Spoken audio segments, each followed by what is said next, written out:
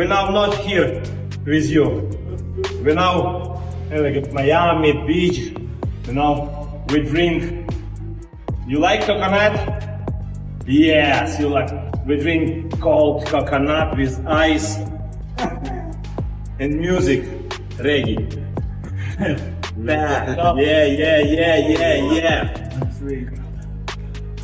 No Long tension, step. No tension, no tension. Long, yeah. I show Anthony my national food, my culture, Ukrainian music, my church, important for me place. I very appreciate what Anthony here now is my big brother. It's not rival, it's not my rivals, it's not my opponent, it's my partner, it's my brother, AJ G. Very kind of guy, well behaved, very hardworking, very smart. He's a good guy. We speak every day. We training 2 times, morning and evening. Anthony, this is champion. Yes, Anthony now don't have belt. For me, it doesn't matter. Yeah. Champion, it's a man who never give up. Every day, every time, every second. God give me test AJ too. God have plan. Anthony, undisputed champion. Good idea. Usyk help. Oh, good. Signed. AJ, undisputed champion 2027, heavyweight. I show Anthony my national.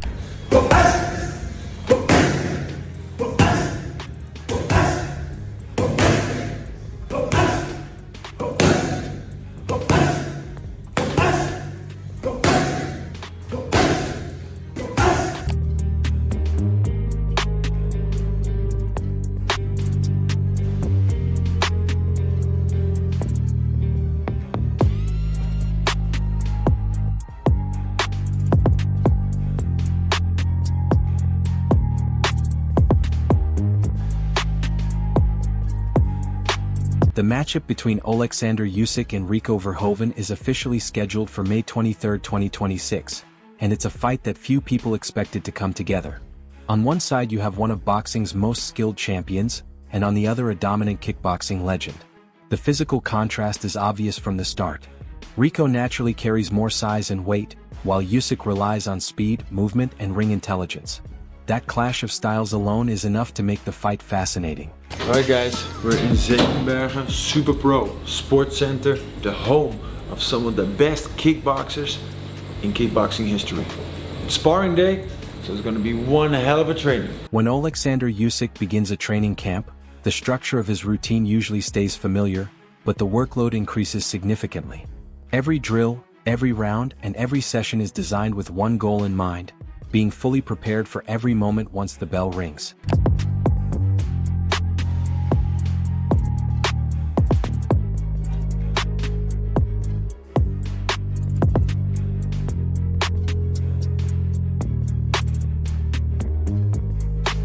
One notable part of this camp is Usyk working closely with Anthony Joshua. Training alongside someone of Joshua's caliber ensures that the sparring rounds are intense and competitive. There's no easing into the work when the level across from you is that high.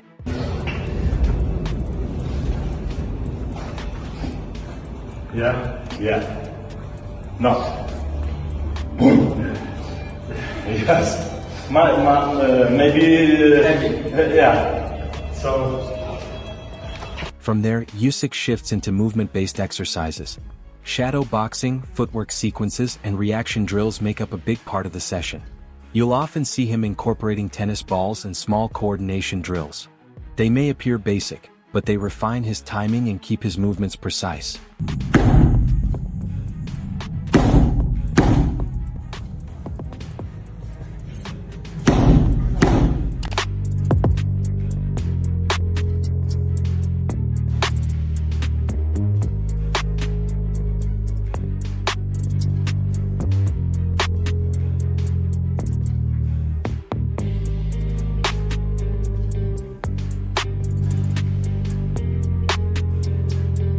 After that comes the core boxing work. Pad sessions, heavy bag rounds, and sparring. This is where all the technical work connects together. Usyk constantly changes angles, stays light on his feet, and avoids presenting a stationary target.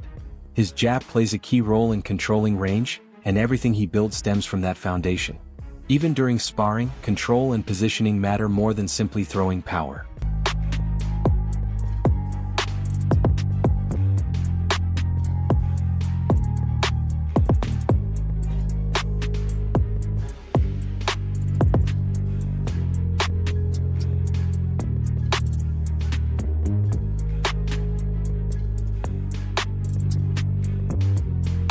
Jab, jab, like a shoom, shoom. Yes.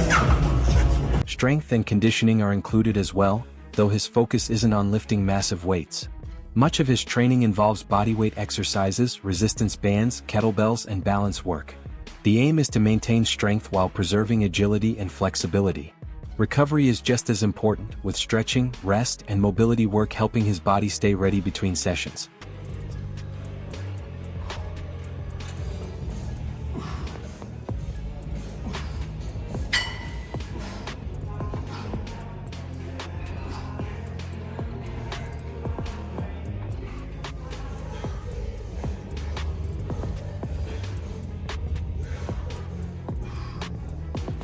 Facing Rico Verhoeven requires a slight shift in preparation. The training becomes more focused on dealing with pressure, physical strength, and extended rounds. While Usyk's approach revolves around movement and control, Rico's philosophy is very different. His camp is built around pressure, durability, and physical dominance. Verhoeven typically begins his day with an ice bath, using the shock of the cold to wake his body up and mentally lock in before the training starts. Oh yes. 7 in the morning. Iced up time. Let's go.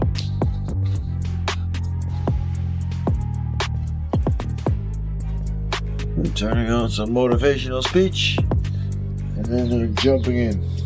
I've had some failures in front of a lot of people. 3 minutes. But I didn't mind that because you grow from that, you know. I think part of learning is dying.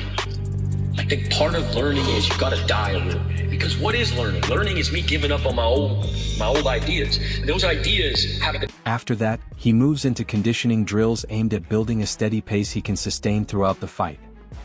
Once conditioning is complete, Rico transitions into technical practice. Combination drills, defensive reactions, and countless repetitions form the foundation of his sessions. The same sequences are practiced repeatedly until they become automatic.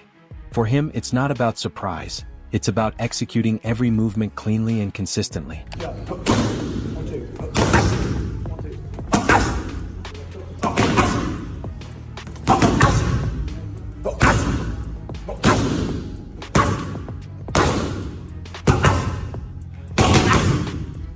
The main training work follows. Pad rounds, heavy bag sessions, and sparring reveal the contrast between the two fighters. Rico stays disciplined behind a tight guard and steadily pushes forward. Instead of bouncing around the ring like Usyk, he focuses on cutting off space and applying constant pressure.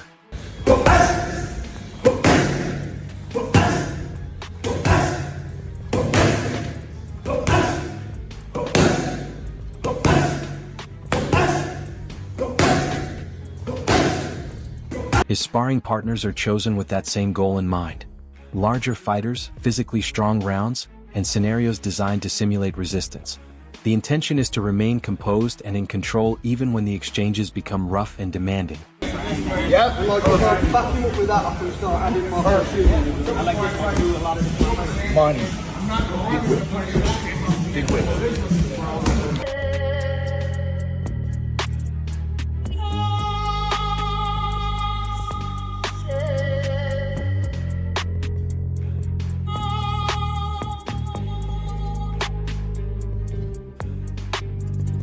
We got a lot of big guys here today, so we gotta make sure the Vaseline is on our face so the punches slip off and we don't end up with a bloody eye, bloody nose, black eyes.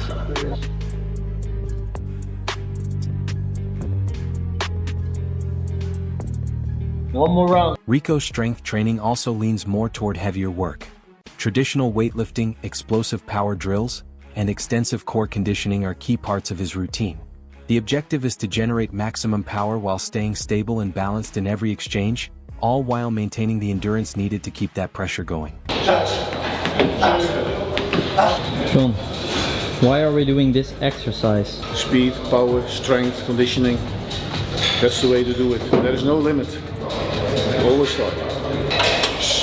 9, 10, 3, 7, 8, 9, 10, 4, 3, 2, 1. 1/3 to go. Ah, come on. 1, 2, 1.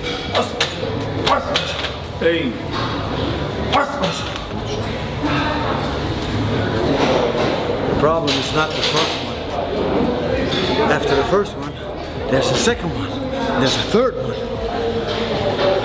That's when the burn starts to kick in. The upcoming clash between Oleksandr Usyk and Rico Verhoeven has sparked massive debate across the boxing world, with analysts and fans offering their predictions.